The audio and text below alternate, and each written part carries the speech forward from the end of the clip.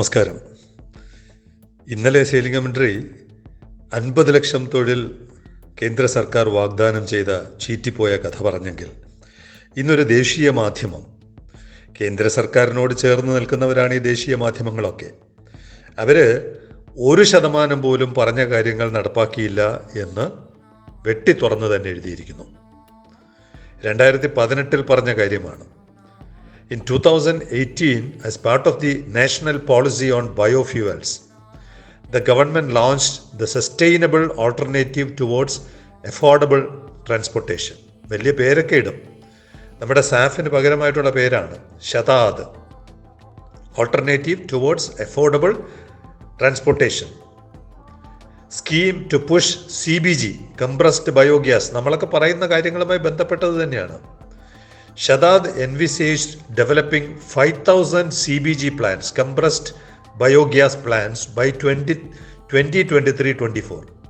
2018 പറയുന്നു 2023-24 ഈ നടപ്പ് വർഷം തീർന്നു, മാർച്ച് ഒരു മാസം കഴിയുമ്പോൾ തീർന്നു. Mobilizing investments of 1.75 lakh crore and creating 75,000 direct jobs. നേരത്തെ നമ്മൾ പറഞ്ഞത് മെത്തനോളിൽ 50 ലക്ഷമായിരുന്നെങ്കിൽ ഇവിടെ 75,000 നേരിട്ടുള്ള ജോലി. അവസാനത്തെ വരി എന്താണ്? So far India has failed to achieve even 1% of this number. 1% പോലും നേടിയില്ല. തെരഞ്ഞെടുപ്പ് വർഷത്തിൽ അവരുടെ സുഹൃത്തായ മാധ്യമം എന്ന് പറയുന്നു. എത്രത്തോളം ശരിയാണെന്ന് എനിക്കറിയില്ല. 1% പോലും നേടാതെയാണ് പ്രധാനമന്ത്രി 3-ാം തവണയും ഗ്യാരണ്ടി ആയിട്ട് ജയിക്കുമെന്ന് പറഞ്ഞിരിക്കുന്നത്. അപ്പോൾ ജയിക്കുമെന്നുണ്ടെങ്കിൽ നമ്മുടെ ഇന്ത്യയിലെ വോട്ടർമാരെല്ലാം അത്രയും മടയന്മാരാണ്. പറയുന്ന കാര്യങ്ങളൊന്നും ചെയ്യാത്ത ഒരു സർക്കാർ വീണ്ടും വീണ്ടും ജയിച്ചു വരണമെങ്കിൽ നമ്മൾ അത്രത്തോളം ബുദ്ധിശൂന്യരായതുകൊണ്ടാണ് ഇത് സംഭവിക്കുന്നത്. ഇവിടെ ഇങ്ങനെ കേന്ദ്ര സർക്കാർ ഇതൊന്നും ചെയ്യണ്ട എന്ന് വെച്ചത് അംബാനിയെ പോലുള്ള ഒരു കമ്പനിക്ക് വേണ്ടിയാണോ എന്ന് ഇപ്പോൾ സംശയമാകുന്നു.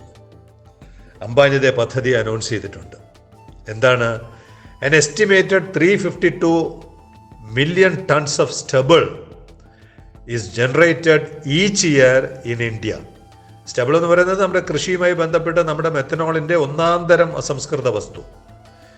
is generated each year in India. 22% of this comes from wheat. Punjab Haryana ബെൽറ്റിൽ നിന്നാണ്. ഗോതമ്പിൽ നിന്ന് വരുന്ന വൈക്കോല് അതുപോലുള്ള കാര്യങ്ങളെല്ലാം 22%. Wheat crop and 34% from rice. അരിയുടെ, നെല്ലിൻ്റെ വൈക്കോലെല്ലാം കൂടി ചേർന്ന് ഈ 352 മില്യൺ ടണ്ണിൻ്റെ 34% അങ്ങനെയാണ് വരുന്നത്. About 84 million tons of the stubble is burned on field annually immediately after harvest. കൊയ്ത്ത് കഴിഞ്ഞ ഉടനെ ഈ 352 മില്യൺ ടണ്ണിൻ്റെ 23.86% 84 മില്യൺ ടൺ അപ്പം തന്നെ കത്തിച്ചു കളയും. ഈ കത്തിക്കുന്നതാണ് ഡൽഹി മുഴുവൻ പുകയാണെന്ന് പറഞ്ഞ ആളുകൾക്ക് ജീവിക്കാൻ പറ്റാതിരിക്കുന്നത്. അതിൻ്റെ വാല്യൂ എന്താണെന്ന് 2024 അംബാനി മനസ്സിലാക്കി പണി തുടങ്ങി. ഇത് വച്ചിട്ട് കംപ്രസ്ഡ് ബയോഗ്യാസ് ഉണ്ടാക്കാൻ പറ്റുമെന്ന് തെളിയിച്ചു.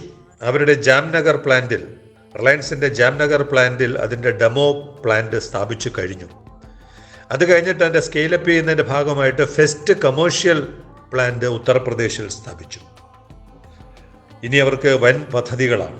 ഇപ്പോൾ 2018 മുതൽ ഇത് ചെയ്യാതിരുന്നത് അംബാനിയെ പോലുള്ളവർ മുന്നിൽ വരും എന്ന് പ്രതീക്ഷിച്ചുകൊണ്ടോ അല്ലെങ്കിൽ അതിൻ്റെ പിന്നിലുള്ള അണിയറ കഥകൾ അതൊക്കെ മാധ്യമങ്ങൾ പുറത്ത് കൊണ്ടുവരേണ്ടതാണ്. നമ്മുടെ വിഷയം അതൊന്നുമല്ല. നമുക്ക് നമ്മുടെ മെത്തനോൾ പോലുള്ള ഇന്ധനത്തിൽ നമ്മുടെ അസംസ്കൃത വസ്തു എങ്ങനെ പോകുന്നു എന്നറിയാനുള്ളൊരു ശ്രമമാണ്. Reliance wants to establish 1,000 such compressed biogas plants. മോളി പറഞ്ഞതുപോലെയുള്ള 100 പ്ലാന്റുകൾ സ്ഥാപിക്കുവാൻ റിലയൻസിന് പരിപാടിയുണ്ട്. In the next 5 years, consuming 5.5 million tons of agro residue and organic waste. നേരത്തെ പറഞ്ഞതിനകത്ത് 5.5 മില്യൺ ടൺ മാത്രമാണ്. 352 മില്യൺ ടൺ അവിടെ കിടക്കുന്നതിൽ 5.5 എടുക്കുന്നുള്ളൂ. അപ്പോഴും 347 മില്യൺ ടൺ എന്ത് ചെയ്യും, എവിടെ പോകും, ആരുപയോഗിക്കും, ഒരു തിട്ടവുമില്ല. എന്തായാലും റിലയൻസ് അത്രയെങ്കിലും എടുത്ത് വാല്യൂ അഡീഷൻ നടത്താൻ തീരുമാനിച്ചത് ആശ്വാസകരമാണ്. ജിയോ BP ഒരു സംയുക്ത സംരംഭമാണ് ഇതൊക്കെ ചെയ്യുന്നത്. മെത്തനോളിൻ്റെ കാര്യത്തിൽ ഒരു സംയുക്തവും ഇവിടെ കാണാനില്ല. ഒരു വ്യക്തിയുമില്ല, ഇൻഡിവിജ്വലുമില്ല, കമ്പനിയുമില്ല, സംയുക്തവുമില്ല. ഇവിടെ ഒരു സംയുക്തമാണ് Jio BP, a fuel retail joint venture between Reliance Industries Limited and British oil major BP. British petroleum അറിയാമല്ലോ എല്ലാവർക്കും. Plans to retail CBG, compressed biogas, and BioCNG. BioCNG എന്ന് പറഞ്ഞ വാക്ക് നമുക്ക് എല്ലാവർക്കും അറിയാം. നമ്മുടെ പച്ച ഓട്ടോറിക്ഷകളിൽ അടിക്കുന്നതാണ് ഈ CNG. അത് നാച്ചുറൽ ഗ്യാസിൽ നിന്ന് ഖത്തർ പോലുള്ള രാജ്യങ്ങളിൽ നിന്ന് ഇറക്കുമതി ചെയ്യുന്നതാണ് നാച്ചുറൽ ഗ്യാസ് CNG.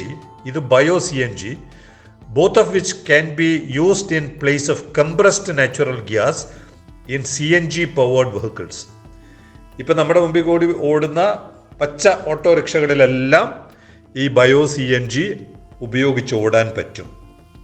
അങ്ങനെ ഒരു ഇന്ത്യൻ മാർക്കറ്റ് വികസിപ്പിച്ചെടുക്കാം എന്നുള്ളത് കൊണ്ടാണ് 5.5 മില്യൺ ടൺ എടുത്തുകൊണ്ട് കംപ്രസ്ഡ് ബയോഗ്യാസ് ഉണ്ടാക്കാൻ റിലയൻസ് തീരുമാനിച്ചിരിക്കുന്നത്. അതിൻ്റെ ആദ്യത്തെ പ്ലാന്റിൻ്റെ പ്രവർത്തനം പൂർത്തിയാക്കി. ഇനി 100ഓളം പ്ലാന്റുകൾ രാജ്യത്തിൻ്റെ വിവിധ ഭാഗങ്ങളിൽ വരും.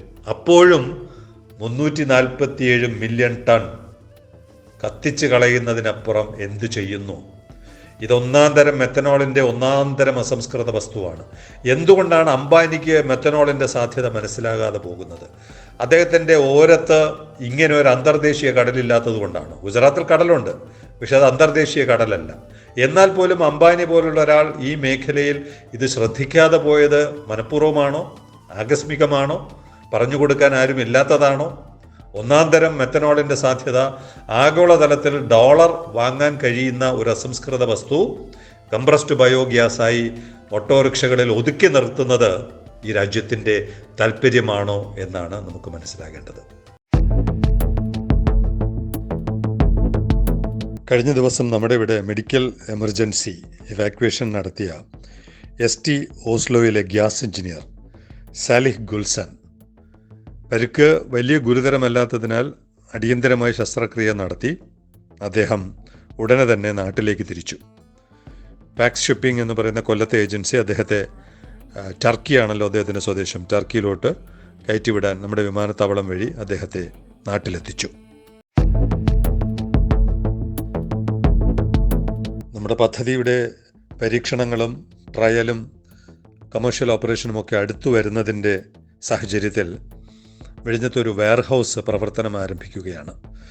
അവർക്ക് 5 കിലോമീറ്റർ ചുറ്റളവിൽ, നമ്മുടെ വിഴിഞ്ഞം പദ്ധതിയുടെ 5 കിലോമീറ്റർ ചുറ്റളവിൽ, പക്ഷേ നല്ല റോഡ് വേണം, കണ്ടെയ്നർ മൂവ് ചെയ്യാൻ പറ്റുന്ന വീതിയുള്ള റോഡ് ഉള്ള ഏകദേശം 3 ഏക്കർ സ്ഥലം ആവശ്യമുണ്ട്. ഉടമസ്ഥർ അല്ലെങ്കിൽ ഇങ്ങനെ ഒരു സാധ്യത അറിയാവുന്നവർ വെയർഹൗസിന് പറ്റിയ ഒരു ലൊക്കേഷൻ ആയിരിക്കണം. അല്ലാതെ റെസിഡൻഷ്യൽ ഏരിയ ആയാൽ അത് ബുദ്ധിമുട്ടാവും. ഒരു കമേഴ്ഷ്യൽ ഓപ്പറേഷന് പറ്റിയ ഒരു ലൊക്കേഷൻ 3 ഏക്കർ അല്ലെങ്കിൽ 3 ഏക്കറിനടുത്ത്, അല്പം കുറവോ കൂടുതലോ ആകാം. വസ്തു ഉടമകൾ അല്ലെങ്കിൽ ഇതറിയുന്നവർ സെയിലിംഗ് കമൻട്രിയെ വിവരം അറിയിക്കുക. നമുക്കൊരു പുതിയ സ്ഥാപനം എത്രയും പെട്ടെന്ന് ഇവിടെ ആരംഭിക്കുവാൻ നമ്മുടെ എല്ലാ പിന്തുണയും നൽകാം. വിവരം 9847124633 വാട്സാപ്പ് ചെയ്യുക. ദയവ് ചെയ്ത് വാട്സാപ്പ് ചെയ്യുക. Signing off, Elias John.